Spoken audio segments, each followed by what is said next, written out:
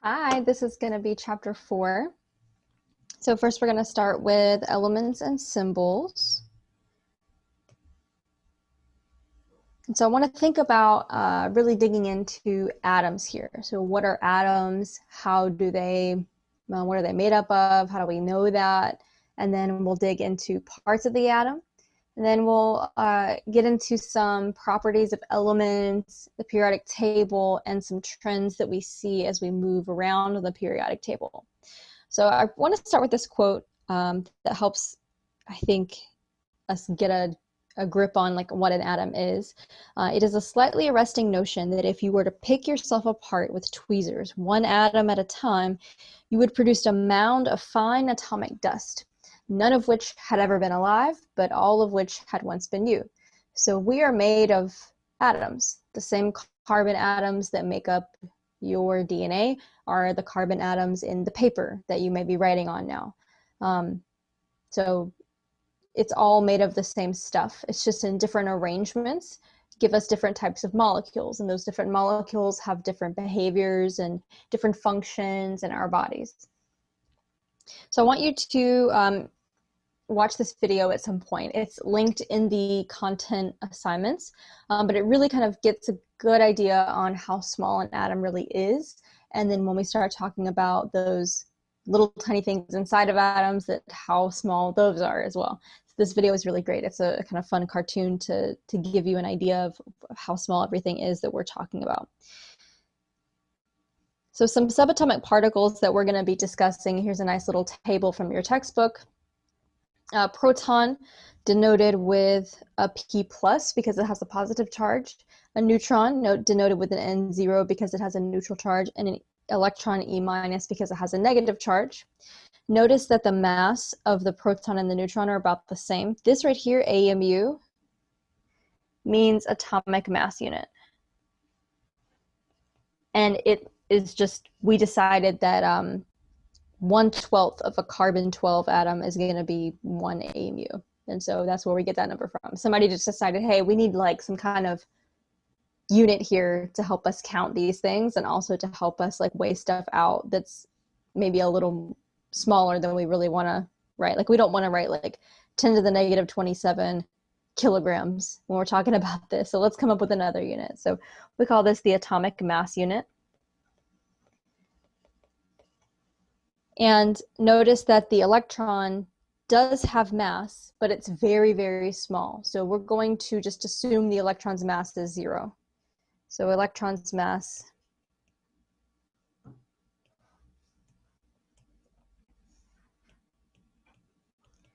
is so much smaller than the already small mass of a proton and a neutron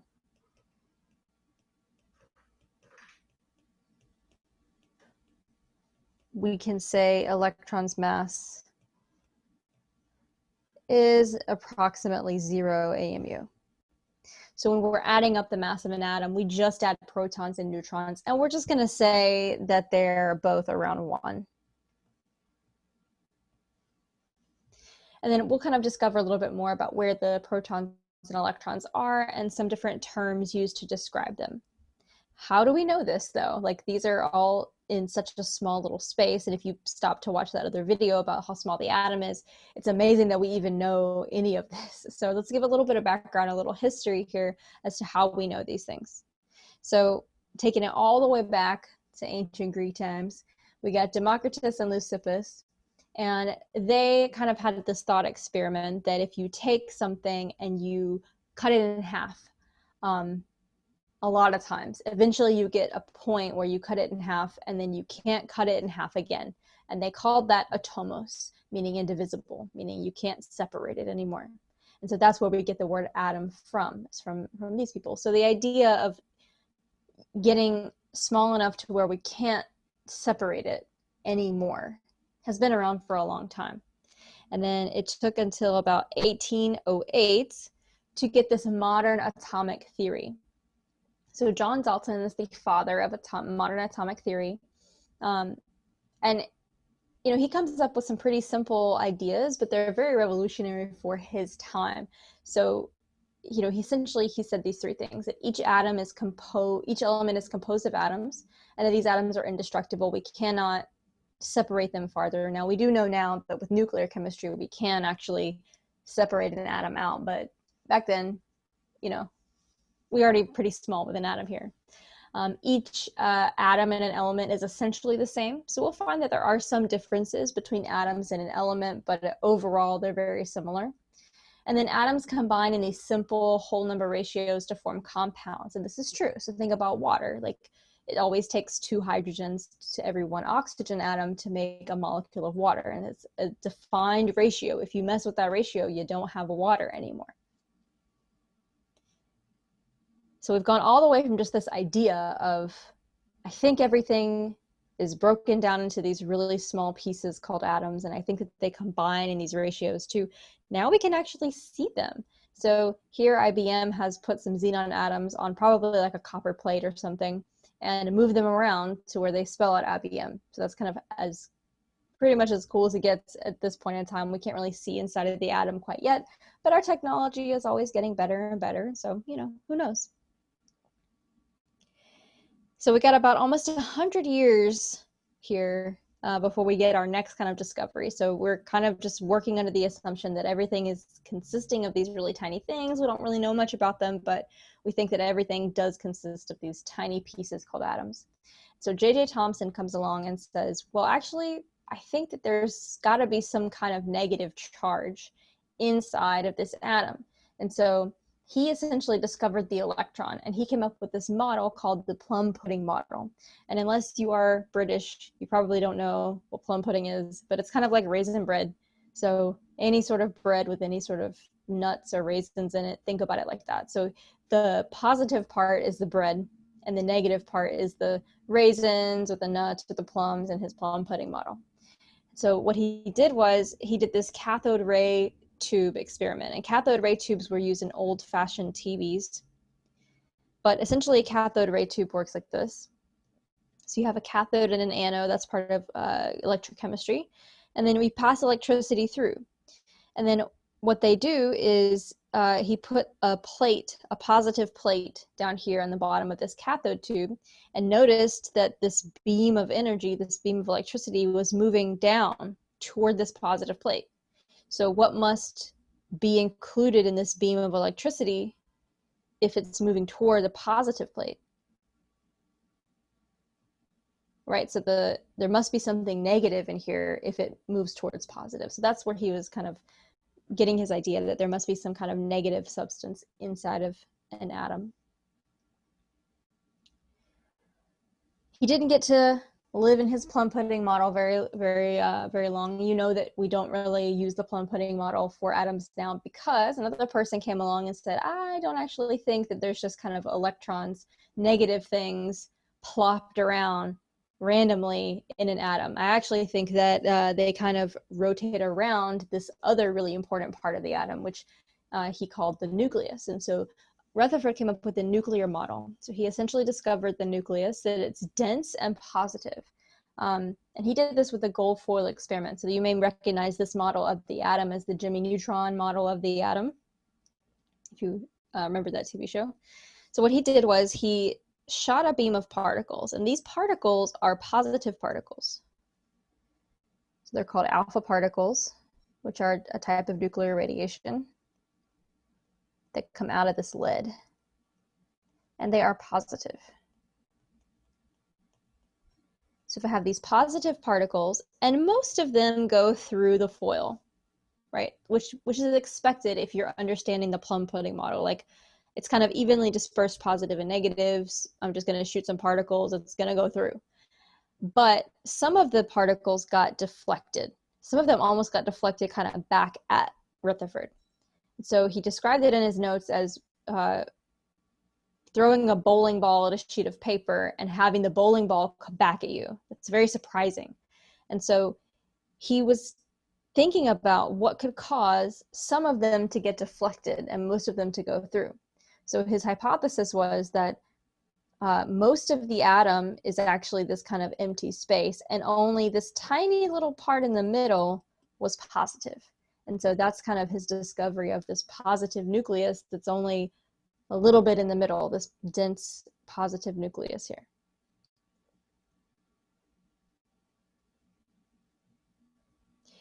And so here again is a comparison of these two models, the plum pudding model, which is expected, and then his actual result where we get these deflected things. These positive particles are repelled by the positive nucleus, and so they're kind of being forced away from them. So now here's our nuclear model. So we have this, he didn't really do too much with like what's going on with the electrons, but it was a big deal to take all the positive and put it in the middle. So taking all of that and saying, no, actually, I don't think the positive is spread out. It's all in one place. 99% of the atom's mass is contained in a small, dense positive nucleus.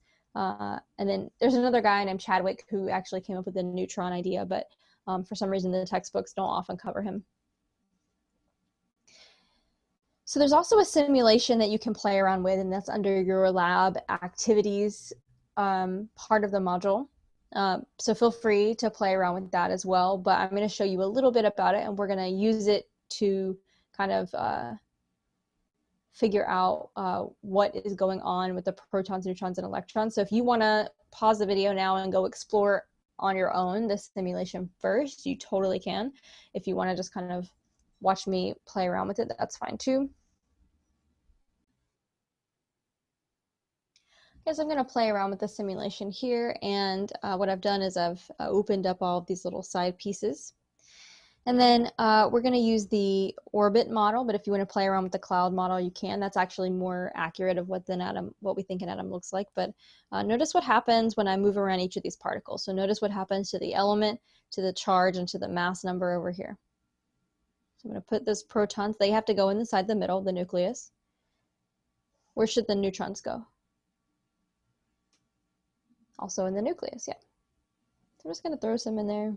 You're noticing what happens when I do things. And then I'm going to put some electrons. Where should they go? Yeah. So you'll notice that actually only 2 go in the first level. And then in the second level, we can add more. So I'm kind of adding and kind of removing some things. I want you to think about, what do you see happening? Okay, so looking at this, let's take a few little notes. That's my doggy. Let's take a few little notes here. So the protons, I'll use red since red is what they are used for. So the protons, they affected what things? So if you kind of want to rewind or go back, you can. The protons affected what things? That the protons affected everything. So the protons are called the atomic number. So it's the most important number. It's kind of like the ID number. So this is your ID number. It affects the element, the mass, and the charge, everything. So essentially what I want you to think about is the number of protons tells you what element it is. If you change what element it is, you're going to change everything about it, right? So it's the ID number. So sodium is number 11, for example.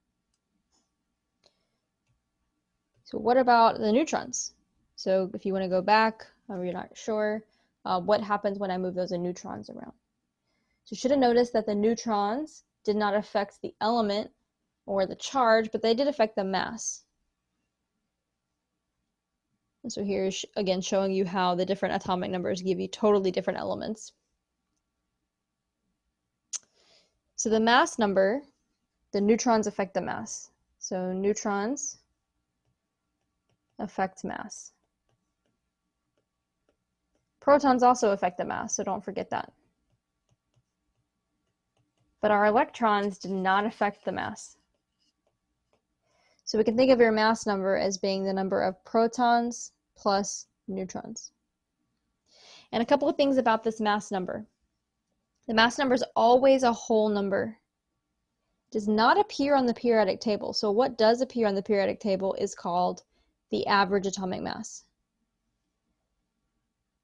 The average atomic mass is what you get at the bottom of that periodic table.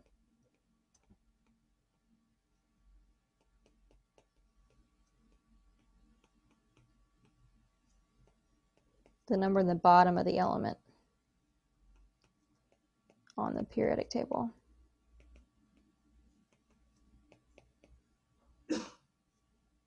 That's your average mass. And so what we've done to do that is actually a weighted average. And you've taken all the samples of carbon, for example, and weighed them all, or weighed that sample. You weigh each individual carbon atom, essentially. Not really, but theoretically. And then you get a weighted average. Just like your grade in a class is a weighted average. If you made a 90 in a class, it doesn't mean that you made a 90 on every assignment. So your average is this bottom number on the periodic table, but the mass number is each individual atom's mass, and it has to be a whole number. So it's always the number of protons plus number of neutrons. And so going back to our last particle, the electron, what does that affect? The electron affects the charge only.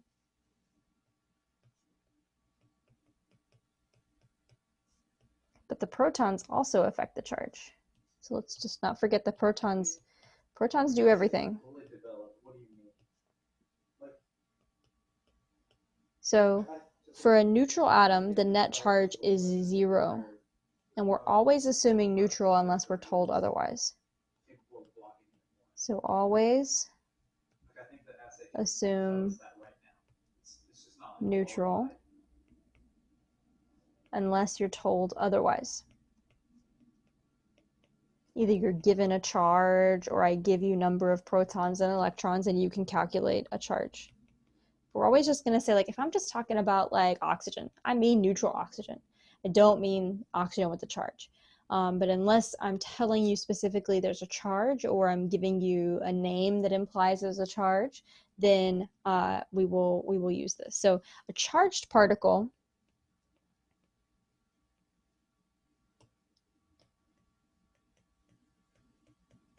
is called an ion. So something that has a charge is an ion. So if I say, hey, an oxygen ion, now I'm telling you that it's charged. And charge is very simply calculated by number of protons minus the number of electrons. So kind of write these mathematical equations down in your notes. And then a mass number, we have a special thing called an isotope, which is two element or a pair of isotopes, elements that have, or atoms that have the same number of protons but different number of electrons.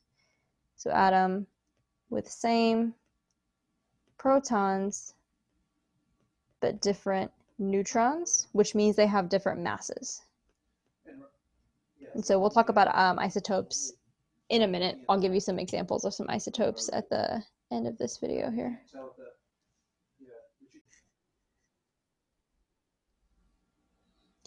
So let's try it. So zinc is a micromineral, and if it has a mass of 68, so for an atom of zinc that has a mass number of 68, determine the following: the number of protons, the number of neutrons, and the number of electrons. So pause and go ahead and do that for me. All right, so to determine the number of protons of zinc, we have to use our periodic tables now. So for every time you're going to sit down for chemistry, from this point forward, you should have your trusty periodic table out. And so I will pull mine out. And so I see, let's see if we can see it pretty well, but I see here, please ignore my nails, that I have zinc, trying to do this kind of backwards. Zinc is right, nope, zinc is over here. Zinc is right here. And so the number on the top is the atomic number. So that's going to be our number of protons. The number on the bottom is the weighted average. So it's not necessarily the mass number, but the weighted average of all the zincs that we've ever kind of encountered. So don't use this for mass number. I'm telling you the mass number in the question. That means the 68 is the mass number of the special zinc that we're looking at. not just an average zinc. This is a special zinc, not just average. So I'm looking for my zinc. I see that it has an atomic number of 30. Atomic number 30, which means it has a proton number of 30. And then my neutrons can be calculated from the mass. So remembering that mass number is equal to protons plus neutrons, if we rearrange this, neutrons is equal to mass minus protons. So what's the mass here? It's not 65.39 because that's the average mass. We want the mass number here. They're telling me the mass number in the question of this special individual atom is 68. So my neutron number is going to be 68 minus protons. And so that means my neutrons is 68 minus 30, which means my neutrons are 38. So the number of neutrons is 38. So protons is 30, neutrons is 38. And now we'll move on to electrons. And so do I tell you anything about a charge? Because that's really what electrons are going to be used in, right? If I don't tell you anything about a charge, ion, or about a charge, so we always assume neutral. If it's neutral, what is the charge? Charge is 0. If the charge is 0 and charge is equal to protons plus protons minus electrons, protons minus electrons, then the protons and the electrons are equal. So the number of electrons is also equal to 30. So always assume neutral unless you're being told otherwise. So I promised you a little more information about an isotope. Iso meaning same, tope meaning place. So it literally means the same place on the periodic table, but just a different version of that element. So an isotope is something that has the same number of protons. So it's the same element, identity,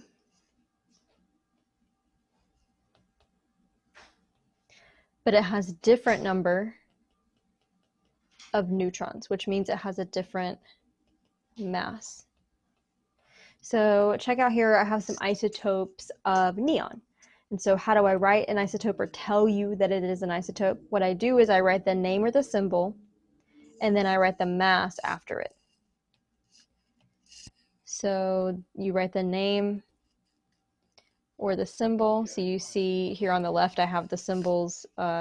This slide has the symbols written, but I can tell you what the name looks like too. The name or the symbol and the mass number, not the number of neutrons, but the mass number. So here, this is neon with a mass of 21. This is neon with a mass of 22. This is neon with a mass of 20. And it's not all, oh, well, there's 3 isotopes, so they each are 1/3 of neon. Well, actually, in nature, if you just scoop some neon out, you'd see that 90% of it was neon 20, blue. 9% of it was neon 22, and only 0.27% is neon 21. What is the average mass of neon? If you're not sure where to find that, your periodic table is the answer. So average mass of neon,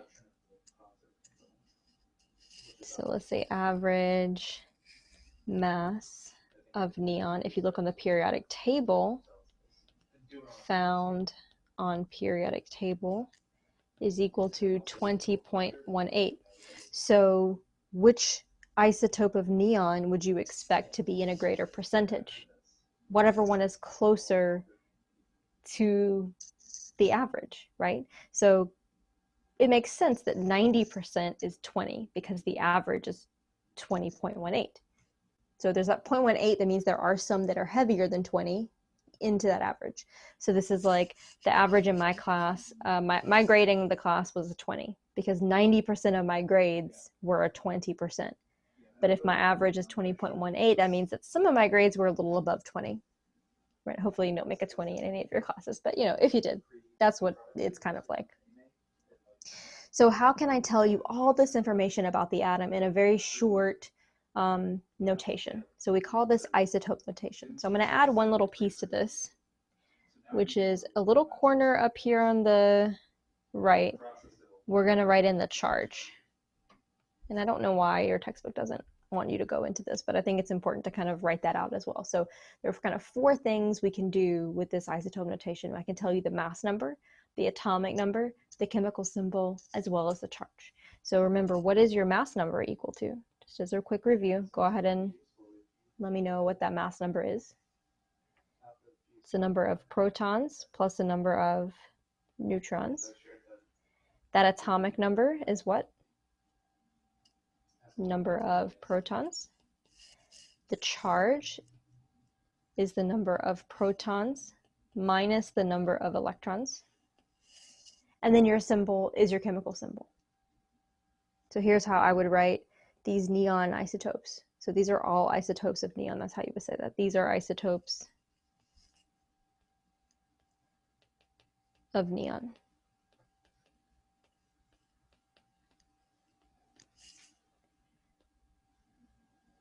And if I don't write anything at the top right, that means there's no charge, which means it's neutral. So here's some isotope notations. I'm going to make one a little more interesting. I'm going to put a 2+ here.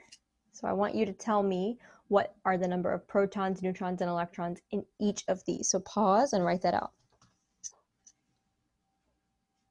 Okay, you should have your answers. And so let's look and see if we can all get the same number. So number of protons is the first place you should probably start. It's always going to be equal to your atomic number. So that's going to be 8. Your number of neutrons, remember, is going to be your mass minus your protons. So here I have a mass of 16. Minus 8 is going to be 8 neutrons. So 8 protons, 8 neutrons. My electrons I can find by my charge. So electrons are going to be charge minus protons.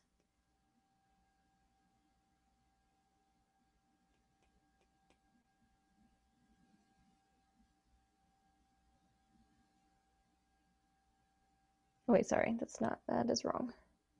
Protons minus charge.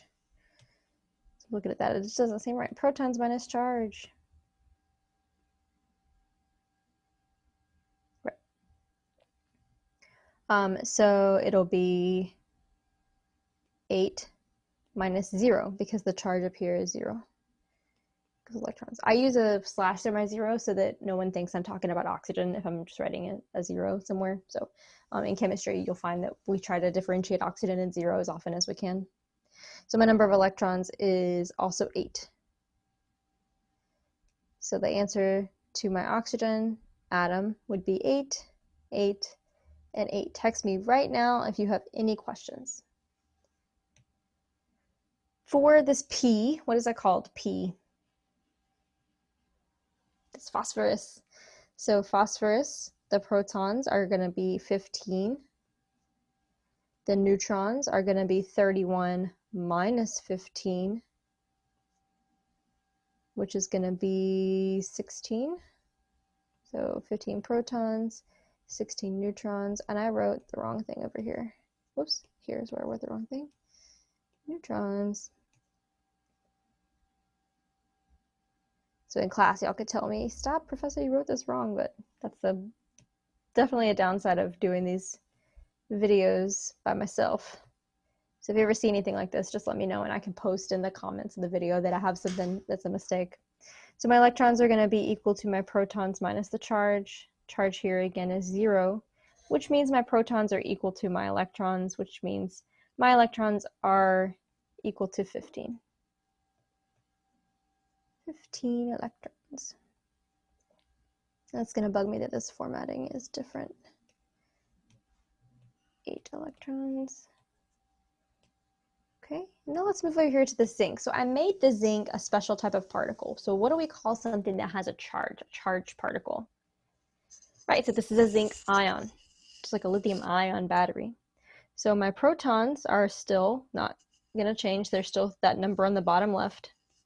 And my neutrons are not affected by that charge, so don't let it mess you up. You're still going to do 65 minus 30, mass minus atomic number. So it's 35 neutrons. So notice that this is maybe different from the example we did earlier, because different isotopes of zinc can have different numbers of neutrons. So you're not zinc. As long as you have 30 protons, you're still zinc. So we don't discriminate against the size, meaning the mass or the number of neutrons. So electrons are going to be protons minus charge. How I'm getting that is I'm just rearranging it from the charge equals protons minus electrons. So if my protons are 30 and my charge is positive 2, we write 2 plus in chemistry for charge, put the number before the charge, because there's something else you'll learn in chemistry, maybe eventually if you move farther in chemistry, but it's called oxidation state. And oxidation states, the positive or negative goes before the number. So we try to differentiate charge from that in this way. But when I'm doing math with it, I can just put a positive there. So it's going to be, really, if I kind of think about algebraically, this is 30 minus 2, which is 28 electrons. And that should make sense, right? If I'm overall positive, I should have less negative stuff. So I should have more positives and less negatives. You can't add protons because now you change your element. So what can you do to become positive? Get rid of negative. So think about it algebraically and do this math out every time, because otherwise you can kind of trip yourself up, because oftentimes we think, oh, 2 plus, it means add 2 electrons, but that's actually not true. Adding electrons makes you more negative. So this last section, we're going to talk about the periodic table. And so you have one of those and you can begin to kind of decorate it or label it as you want to, but you do have a few things you can do with this slide. And I want you to recognize that you have some elements called nonmetals. They're over mostly on the right side of the periodic table, including hydrogen. Don't forget that hydrogen is a nonmetal.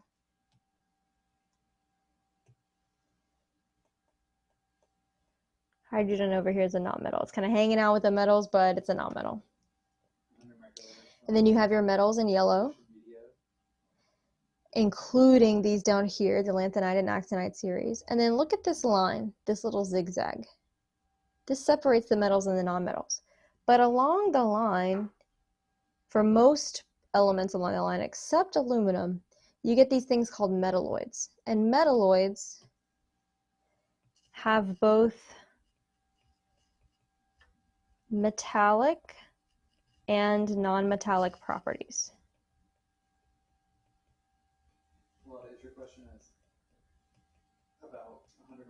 So because they're right on this line, they kind of can act like both. So like silicon can sometimes act like a metal and sometimes act like a non-metal. So it's not entirely considered either. It's kind of in the middle. So you get these along this line that are kind of in the middle. And they do interesting things. This is where we get Silicon Valley from, because these computer chips have different properties from other metals and things, which allow us to conduct electricity at really high temperatures in your computer chips. So definitely watch this video about my boy Dmitri Mendeleev, genius. Came up with the periodic table kind of as we know it and was able to predict elements hundreds of years before we even knew of their existence. So check this video out in your content page. I've linked the video there. It's a little cartoon video like the other one earlier in the slides, but this is fantastic information about Dmitri here. So some properties of metals that we want to talk about. So our metals were, what were they? They were kind of orange. I know they were like yellowish. Let's do them in orange. So some properties of metals. So let's think about a metal that you know that you experience every day. I like aluminum because I use aluminum foil all the time. So think about a metal you use often. Think about aluminum, iron. Maybe you use gold a lot because you got a lot of gold jewelry or something. Maybe you use a lot of copper wire or something. Like, think of a metal that you interact with here. So what are some things about that make it metallic? It's shiny. It's ductile. And that means we can pull it into a wire. So it can be pulled into a wire. It is malleable, which means it can be hammered into a sheet. So you can go to Home Depot and you can buy a wire of aluminum, or you can buy an aluminum sheet. It can be hammered into a sheet. Malleable is also a great English word to use. Like, if you'll impress your English teacher if you can use a word like that in your essay. It means like moldable or bendable. Like, if someone has a malleable brain or malleable personality, that means that you can you could mold their thoughts or something, right? They're very malleable. And then they're very good conductors.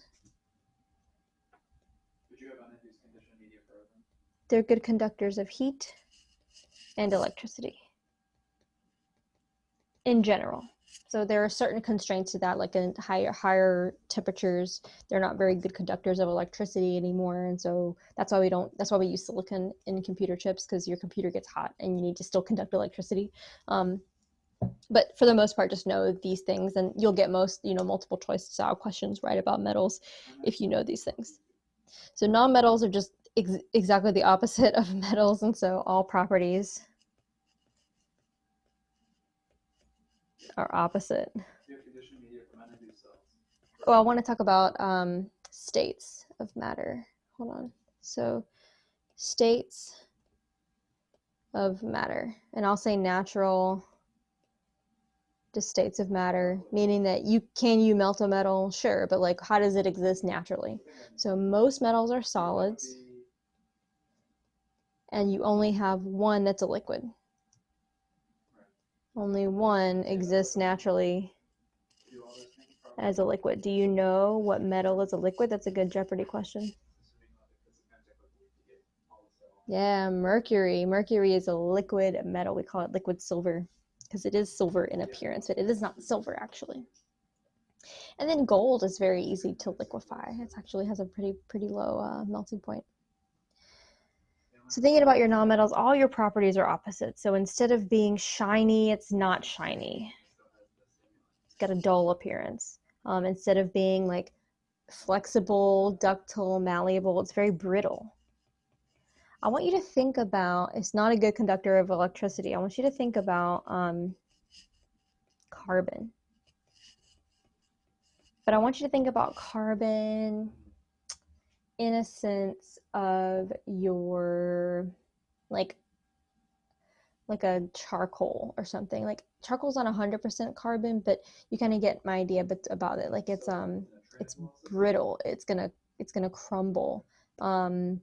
Your graphite and your pencil is gonna crumble. Now, graphite's a little bit different because of the way it's bonded together. It actually is a pretty good conductor of electricity, so don't use that as like exactly like a definition of a nonmetal. But we can also think about oxygen. That's another nonmetal, right? Can I like pull oxygen into a wire? No, it's a gas, right? So like, doesn't really do that. Or if you've ever experienced any sort of liquid nitrogen or something, like they don't really exist as solids. But I'm thinking about the solid nonmetals, you can't really do that. So what I've pictured here is actually sulfur. So this yellow solid is sulfur, and it's a powder. Like, I can't like pull it into a wire or anything. So they're going to be kind of powdery, brittle. What are some states of matter? We get all of them actually. So natural states of matter for our nonmetals.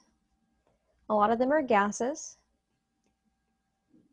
Then you get some solids, and there's one liquid. Does anybody know what the liquid nonmetal is? There's two liquid elements. So there's mercury and then this other one. Bromine. Bromine is Br. That's a liquid. And then, of course, your metalloids are kind of in between. They have multiple properties kind of in between these things. So who are your metalloids? They have mixed properties because they kind of exist in both places. So some groups and families you need to know. We're going to add to this list as well, but you need to know the alkali metals. They're group 1. Group 1 or group 1A, depending on, I think your periodic table just calls it group 1. Also, we can add francium down here. We just don't usually use it, so this textbook doesn't have it in this little list, but it's there. He's there. He's an alkaline metal. And then your alkaline earth metals, they're group 2. So a group or a family. These are your columns. And the other part to a periodic table are called periods. These are your rows. But the groups are important because the groups, as we'll learn a little later in this chapter, they all have very similar properties. So the alkaline metals, they're very reactive. So the lithium kind of just, will kind of burn a little bit in oxygen, but it's just going to rust really fast. But sodium in water is going to like explode. It's going to light on fire. Versus magnesium is definitely going to burn in oxygen, but calcium is going to be really reactive in water. So as we move down, we get increase in reactivity on this left side over here. So, and then you can include what's under iridium. You can include radium down here too. You have your halogens, that's group 7 on the right side. And we have a new halogen we just discovered. We can include him. He probably has very similar behaviors. And we also have radon. And we have a new guy, OG. Can include them too. This is group 8, the noble gases. You also need to know the middle of the periodic table. So groups, sorry, this is 17. Sorry, I'm trying to use, I have it memorized in like a different way. So this is 17.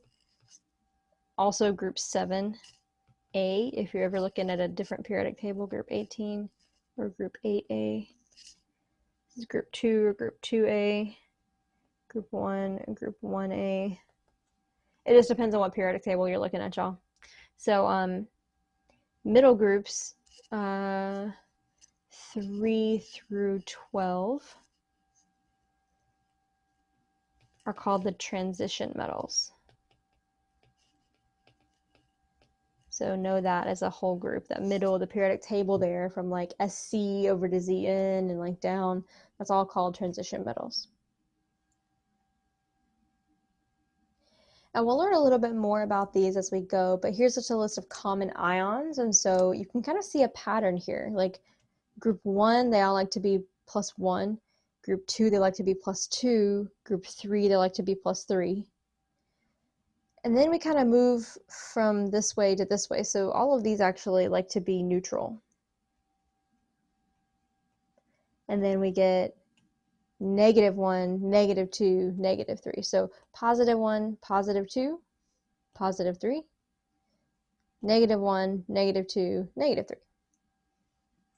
And there's something to that. It has to do with its electrons. But these are just some common ions just for you to have in your notes as you kind of go through and look through some study assignments and some other homework assignments and things like that. And then there are some essential elements that your textbook wants you to know for healthcare purposes. I'm not going to quiz you over this stuff. They don't want you to memorize it, but just as a healthcare provider, you should know that the major elements of the human body are CHON, C-H-O-N. You'll learn that more if you take, you're taking Chem 19 with me. We're going to get more into those at the end of the semester. And if you're taking Chem 2B later in the year or in your career, you'll learn more about these in organic chemistry. If you're macro minerals, macro meaning large, so the ones that highlighted in blue are are experienced a lot in our bodies.